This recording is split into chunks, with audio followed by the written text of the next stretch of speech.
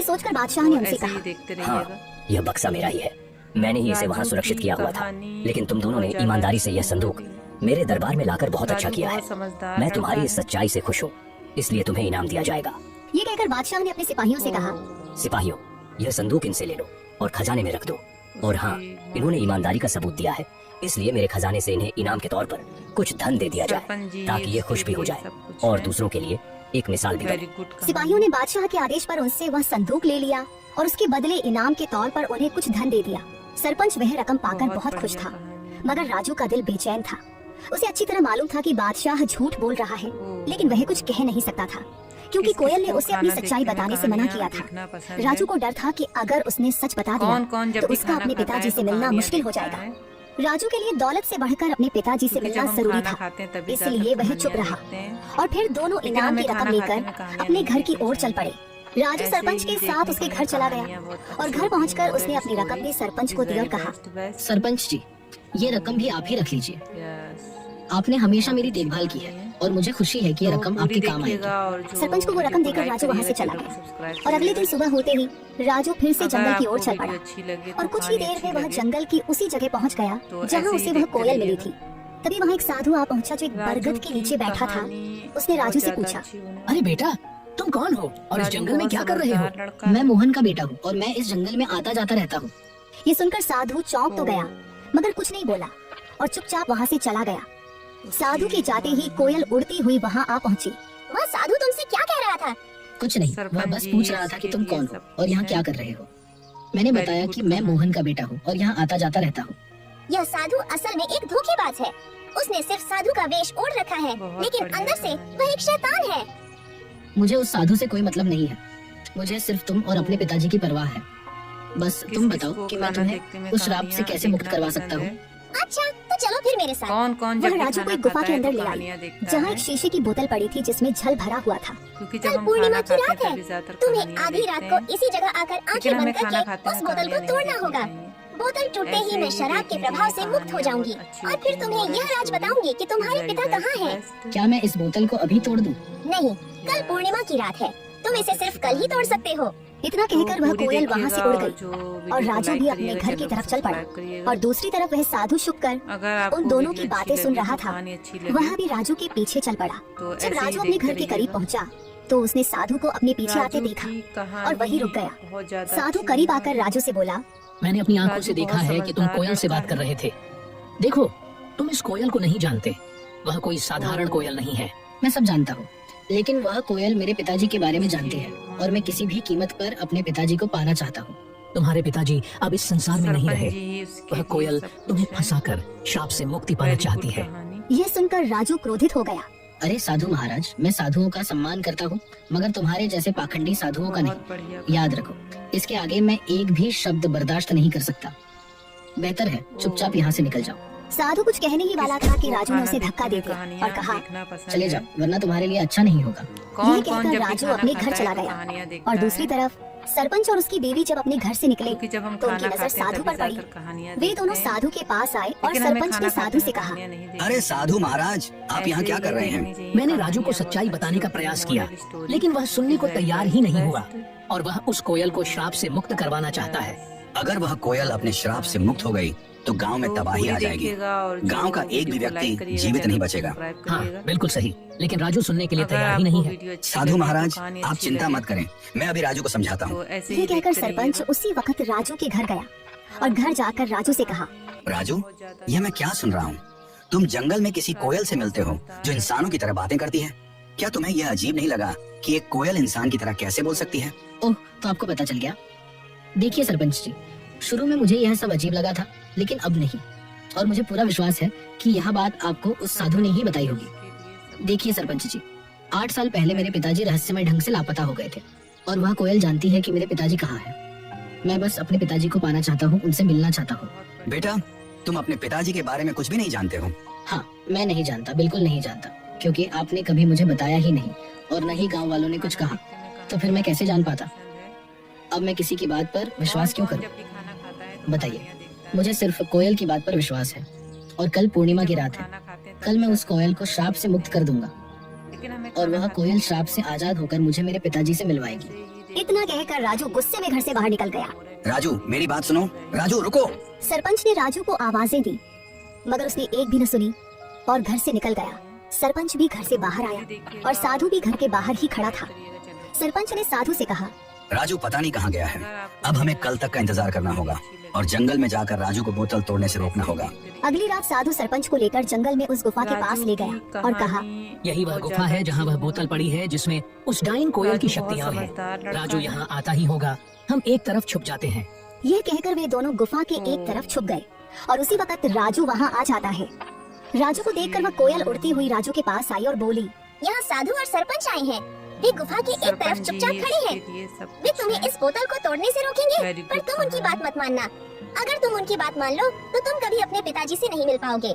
नहीं, मैं उनकी बात नहीं मानूंगा। ठीक है, तो तुरंत जाओ, वो बोतल उठा कर ले आओ और उसे तोड़ डालो। राजू जल्दी से गुफा के अंदर गया और वह बोतल उठा लाया। जैसे ही वह उस बोतल को तोड़ने लगा तो साधु और सरपंच वहाँ आ गए। राजू कौन जब भी रुको, खाना इस खाता बोतल है को तो मत तोड़ो। कहानियां देखता तुम है। बहुत बड़ी गलती कर रहे हो। नहीं, मुझे किसी भी हाल में अपने जब हम पिताजी से खाना मिलना है। खाते हैं तभी राजू, ज्यादातर कहानियां ध्यान से देखते सुनो। हैं। ये कोयल कोई लेकिन हमें साधारण खाना पक्षी खाते नहीं हुए कहानियां बल्कि एक देखनी डायन है। चाहिए। आज से 10 ऐसे साल ही पहले जब तुम देखने छोटे के थे, कहानियां इस बहुत डायन ने अच्छी पूरे होती जंगल है, पर कब्जा कर रखा था। इस जो भी वजह गलती से इस से जंगल में जाता फिर कभी लौट कर नहीं आता था। तब तुम्हारे पिताजी और मैंने मिलकर ठान लिया कि इसे रोकना ही होगा। हमने साधु महाराज से उपाय पूछा। उन्होंने बताया कि इस अभिशाप को खत्म करने के लिए तुम दोनों में से किसी एक को जंगल के पास वाले कुएं में अपनी जान देनी होगी। तुम्हारे पिताजी बहादुरी से आगे आए और यह बलिदान स्वयं देने का निश्चय किया। उन्होंने कुएं में छलांग लगाई और साधु महाराज ने उस डायन की सारी शक्तियां एक बोतल में कैद कर दी और उसे कोयल में बदल दिया। इस तरह यह जंगल सुरक्षित हो गया। मगर यह राज हमने किसी को नहीं बताया। गांव वाले कुछ नहीं जानते।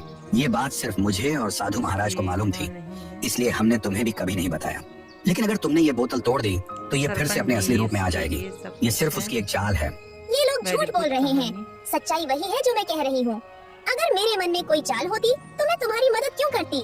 क्या गांव वालों ने कभी तुम्हारी मदद की? नहीं। तुम्हें धन, सामान, हीरे मोती सब मैंने दिए। अब मैं तुम्हें तुम्हारे पिताजी से भी मिलवा रही हूँ। राजू भ्रम में पड़ गया और उसने वह बोतल जमीन पर फेंक कर तोड़ दी।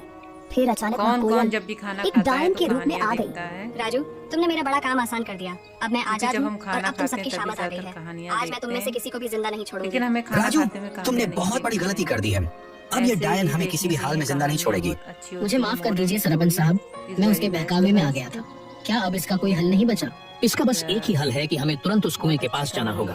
ये कहकर वे तीनों तो कुएं की ओर पूरी भागे देखिएगा और वह जो डायन भी उनके वीडियो पीछे को आ लाइक गई। करिएगा, चैनल को वहाँ सब्सक्राइब पहुंचकर करिएगा। साधु ने कहा, अगर तुम इस डायन से अगर छुटकारा आपको पाना वीडियो चाहते हो अच्छी लगी तो तो तुम कहानी दोनों में अच्छी से लगी किसी एक को उसी कुएं में छलांग लगाकर ऐसे ही अपनी देखते कुर्बानी रहिएगा। देनी होगी। साधु की बात सुनकर राजू तुरंत राजू बोला, की ये मुसीबत मैंने कहानी खुद बोल ली है। बहुत ज्यादा अच्छी इसलिए है। इससे मुक्ति भी मैं ही दिलवाऊंगा। राजू यह बहुत कहकर राजू ने समझदार कुएं में लड़का है। छलांग लगा दी और अपनी जान कुर्बान कर दी। साधु ने तुरंत डायन को फिर से एक कोयल के रूप में बदल दिया, मगर इस बार उसके पास इंसानों की तरह बोलने की शक्ति भी नहीं रही। सरपंच को राजू के जाने का बहुत दुख था, मगर वह क्या कर सकता सरपंच था। जी ही उसके इसलिए लिए वह सब घर लौट कुछ आया है। और धीरे धीरे फिर से Very हंसी good खुशी कहानी। जीवन बिताने लगा।